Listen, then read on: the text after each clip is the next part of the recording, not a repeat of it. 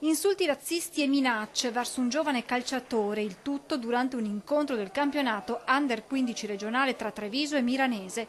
È quanto racconta chi domenica mattina era sul campo di Cendon di Silea. Durante la gara praticamente un nostro giocatore di colore è stato bersagliato più volte da alcuni ragazzi della Milanese con insulti gravi e pesanti e delle frasi a sfondo razziste per il colore della pelle. Ci sono state minacce e ci sono state minacce anche per un suo compagno di squadra che tra l'altro anche lui di colore che è andato in sua difesa. Questo è stato percepito da tutto lo staff che era all'interno del campo, da tutti i genitori che erano all'esterno del campo. Comportamenti che hanno profondamente ferito il giovane calciatore. Fine gara è scoppiato in lacrime e diciamo che in questo momento il ragazzo è in uno stato psicologico abbastanza giù. Lui si sente un po' colpevole di una cosa che realmente poi non è colpa sua.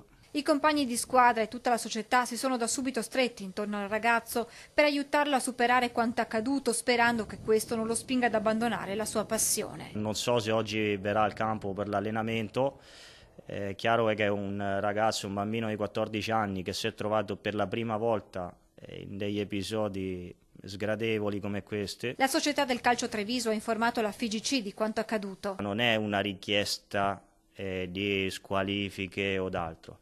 Cioè, era giusto informare dell'accaduto, dell'episodio sgradevole. Noi condanniamo il gesto, non la società del Milanese, chiarisce poi Campolattano. Dalla Milanese mi aspetto semplicemente che è giusto che faccia le proprie valutazioni, le proprie indagini, è giusto che ascolti le due campane, dopo starà a loro o comunque alle persone che girano attorno alla società o al ragazzo e agli allenatori moralmente capire se hanno sbagliato o meno. Ed è quello che la dirigenza della Milanese intende fare, chiarezza sulla vicenda. Fino a quando non vedo il ragazzo e non chiarirò con lui, non mi sembra corretto andare oltre. Devo anche prima capire bene i fatti. Se ha sbagliato pagherà. Bisognerà giustamente trovare le giuste correzioni perché non dobbiamo frustare nessuno.